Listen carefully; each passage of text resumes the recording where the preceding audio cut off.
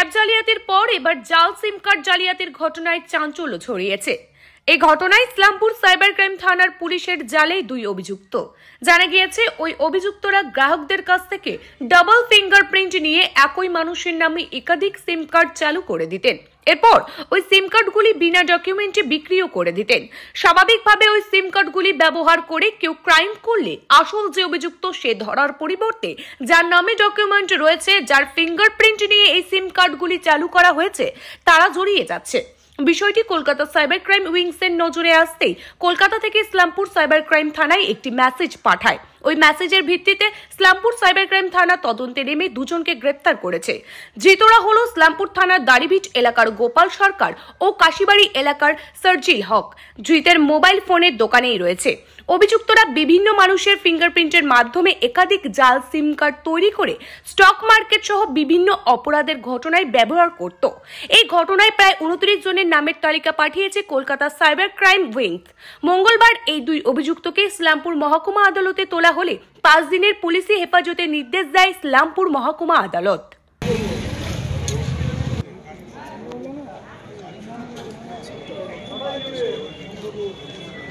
Fine metal works যে কোনো ধরনের LED light, metal board, flakes board, নিয়ন বোর্ড, এসএপি ডেকোরেশন বানাতে আজই আসুন আমাদের প্রতিষ্ঠানে।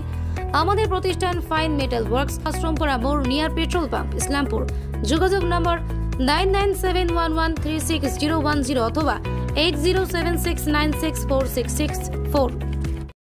দাদা বলছি ফেক সিম কার্ডের বিষয় নিয়ে আজকে কি আদালতে কি আপনি দেখুন, আজকে ফেক সিম কার্ড কেসে গোপাল কুমার সরকার এবং সার্জুল হককে ফরওয়ার্ড করা হয়েছিল এবং আয়ের তরফ থেকে এদের 7 ডেজ পিসিপিআর করার চাওয়া হয়েছিল। লার্নেড কোর্ট উভয় পক্ষের বক্তব্য শুনে সেটা 7 ডেজ পিসিপিআরটা 5 ডেজ পিসিপিআর অ্যালাউ করেছেন।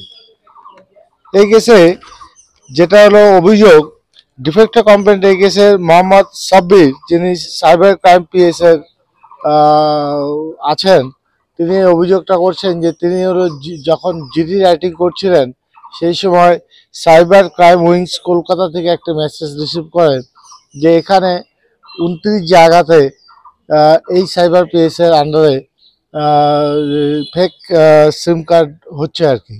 তো সেই অনুযায়ী তারা এই কেসটা রেজিস্টার করেন এবং তদন্ত করে এই আজকে দুজনকে ফরওয়ার্ড করেছেন।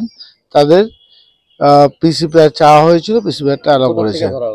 এদের দুজনকে একজনকে ধরা হয়েছে দাড়িভিট থেকে, গোপাল কুমার সরকার দাড়িভিট থেকে, এবং সার্জুল হককে কাশিবাড়ি থেকে। আচ্ছা, এই ফেক সিম কার্ড বলতে কি বোঝায়? মানে সিম কার্ডটাই ফেক না কি? মানে ওটা আপাতত তদন্ত সাপেক্ষ সব বিষয়গুলো এগুলো রয়েছে।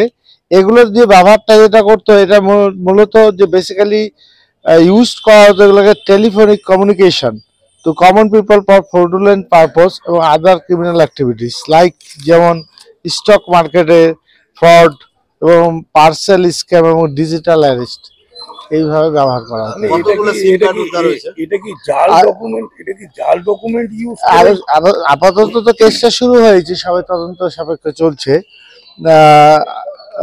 এদের কাছ থেকে আজকে 15টা SIMs to be fake SIM recovery হয়েছে দুইজনের কাছ থেকে। এরা কি কোনো ক্যাফে ট্যাফে চালায় নাকি কোনো মোবাইল দোকান চলছে? সব এদের কাছ থেকে দোকান আর রয়েছে, এই দোকান থেকে এগুলো পাওয়া গেছে। এগুলো মানে একটা বিষয় বলছিলাম যে এই যে 15টা সিম কার্ড যে সিজ করেছে সাইবার পিএস এর পুলিশ, এটা কি জাল ডকুমেন্ট দিয়ে তৈরি করা?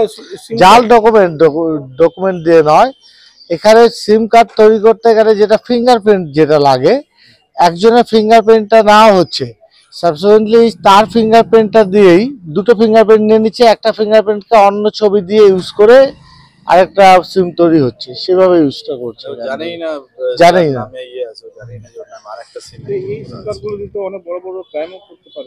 ক্রাইম তো হচ্ছে, তো সেটা তো আমি বললাম যে ডিউরিং ইনভেস্টিগেশনে এই জিনিসগুলো আছে অভিযোগটা, সেই কারণে তো পিসিটা নেওয়া হয়েছে।